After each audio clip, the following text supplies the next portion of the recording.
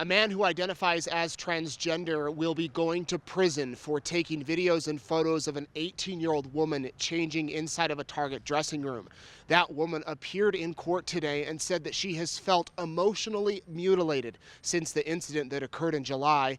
And we heard today from Shauna Smith, who explained his actions. I am truly sorry that I made these mistakes in my life, and I do view them as a mistake. I hate that it took this extreme measure for me to realize that I had a sickness and an addiction. I don't want to go on like this. I don't want to go to prison and that stuff. I don't feel that I am a bad person or anything like that. I am confused on my sexual identity and all of that, and I've been working with that. Smith was sentenced to 5 years in prison on one felony count of video voyeurism. 2 of those years are fixed, 3 are indeterminate, based on what the Department of Corrections parole board decides. Smith was arrested in July after videotaping the 18-year-old woman inside the Ammon Target dressing room.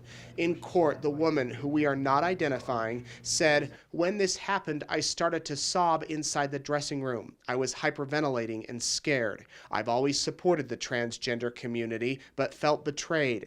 I have yet to go to a Target again and haven't been inside any public restrooms or dressing rooms. I won't go into any stores alone. I live with anxiety that men will only focus on my body. My security and self-confidence are ruined." Smith's attorney said his client should go to prison, but recommended 1 year fixed time with 1 year indeterminate. We're not talking about the crime of the century. There was no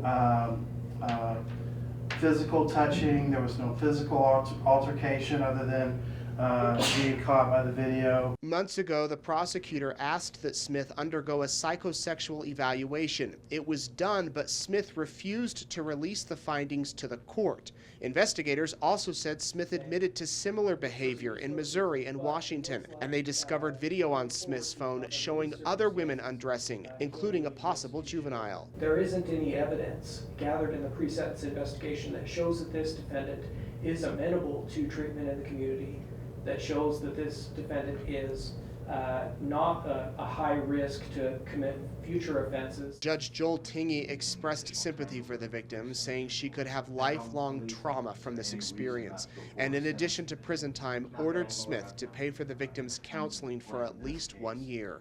I, perhaps along with others,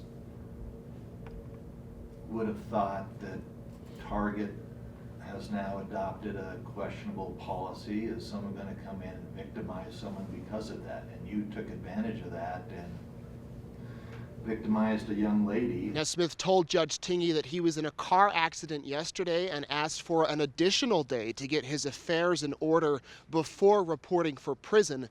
Tingey denied the request. Reporting in Idaho Falls, I'm Nate Eaton, EastIdahoNews.com.